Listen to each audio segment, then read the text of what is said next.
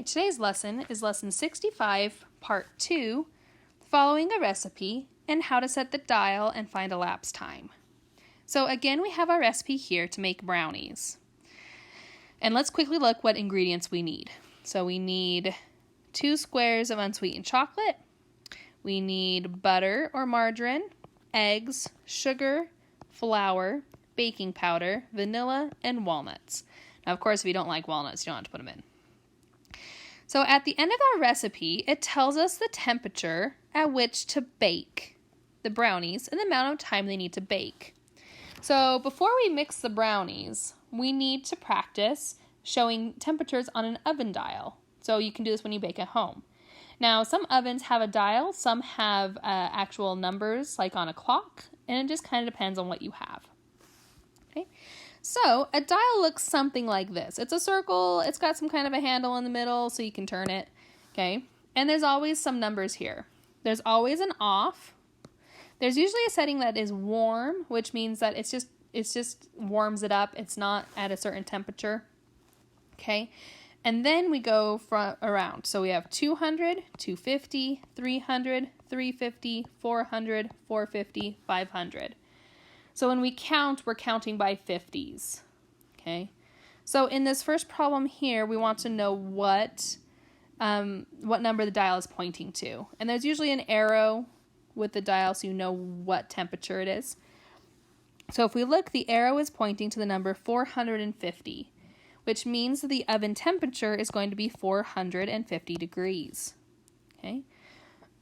On number 2, the arrow is pointing in between the 350 and the 300. So the number that's halfway in between these is going to be 325. So this is pointing to 325 degrees, thereabouts. Okay? This next one, the arrow is pointing between the 300 and the 250, and halfway between those numbers is 225 degrees. Okay? All right. So now, first we need to draw an arrow to show the correct baking temperature on the oven dial. And then I need to know what time it'll be when it's supposed to finish. So this one says bake at 325 for 35 minutes. So what I'm going to do is I need to count up 35 minutes if I'm starting at 310. So I would go 310, and I would add the 35 minutes to it, okay? So we know that 10 plus 35 would equal 45. And then the 3, of course, just stays the same. So my answer would be, the time would end at 3:45. And then it needs to be at 425 for the temperature. So here's 450. So my arrow needs to be halfway in between both those numbers. Okay, and that's how you do this part. The next one says bake at 375 for 20 minutes. So 375 is in between 350 and 400. So if we look, it would be about halfway in between both these numbers. And I think I might have told you wrong on maybe... No, I didn't. Yes, I did. Sorry.